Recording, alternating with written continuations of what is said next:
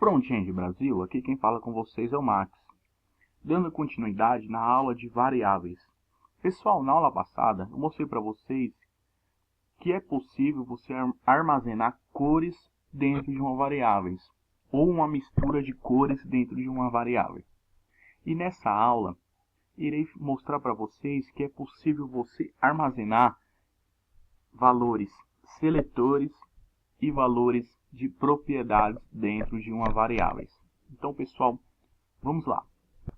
Então, pessoal, aqui no meu Sublime, eu tenho um documento HTML com dois H1 chamado teste1 e teste2. E do lado direito, eu tenho o meu padrão RGB, que são as cores vermelha, verde e azul. Temos três variáveis. Eu vou criar minha quarta variável, que vai se chamar seletor-propriedade. Esse vai ser o nome da minha variável.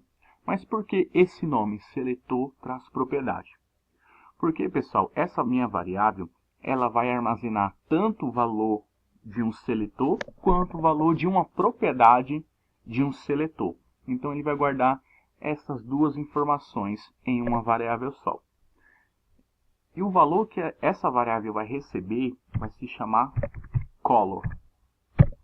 Esse é o valor da minha propriedade, do meu seletor-propriedade, que é o color.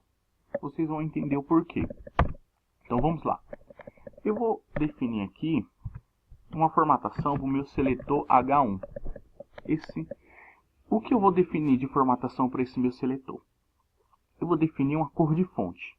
Para mim definir uma cor de fonte, num CSS comum, seria o que? A propriedade color, e assim eu definia um valor para ela, red, green, blue e etc. Certo? Então observe o seguinte, que a minha variável seletor-propriedade, ela já recebe o valor color. Então, basta eu chamar ela aqui.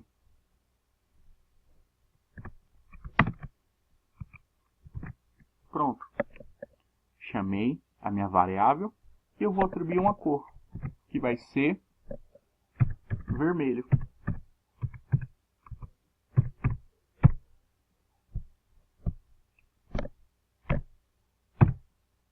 Pronto.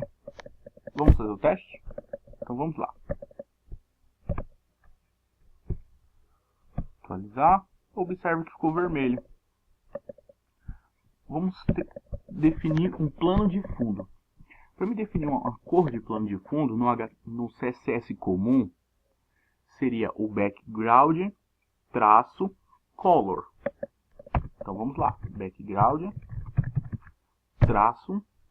E observe o seguinte, que o valor da minha variável seletor-propriedade, ela já se chama color. Então eu vou chamar ela aqui. Pronto. E aqui eu vou definir a cor de plano de fundo. Vou chamar ela de azul. Observe, pessoal, que essas cores que eu estou chamando, elas são dessas variáveis aqui em cima, vermelha, verde e azul. Certo? Salvei. Vamos verificar. Pronto. Defini. Então, cor de fonte vermelha e o background ficou azul.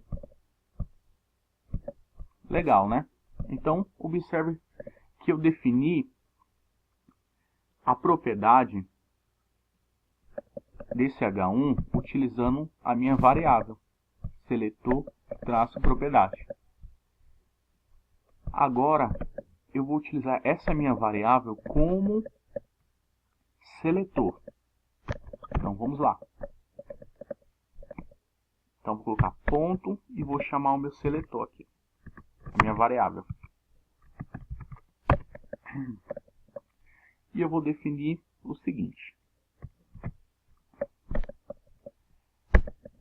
que a minha cor de fonte, ela vai ser verde.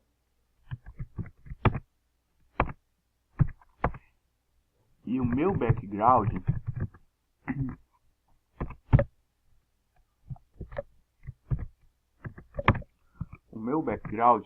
vai ser vermelho. Então observe o seguinte, pessoal, que eu defini aqui, ó, o nome do meu seletor é o valor da minha variável, ou seja, eu estou referenciando esse nome aqui chamado color. Então estou aplicando a formatação para uma classe chamada color, que é essa linha aqui, ó. Para funcionar, é necessário eu definir uma classe. Então aqui no meu H1, que é o teste 02, eu vou definir uma classe. E o nome dessa classe, ela vai se chamar color. Por quê? Por que color? Observe o seguinte, que o valor da minha variável, seletor traço propriedade, ela se chama color. E aqui eu estou me referenciando ela. Estou dizendo o seguinte, eu quero aplicar uma formatação em uma classe chamada color. Que tipo de formatação eu quero nessa classe color? Eu defini o seguinte, a propriedade vai se chamar color, vai receber a cor verde. E o background traço color vai receber, no caso aqui é vermelho, né? Vamos mudar. É vermelho.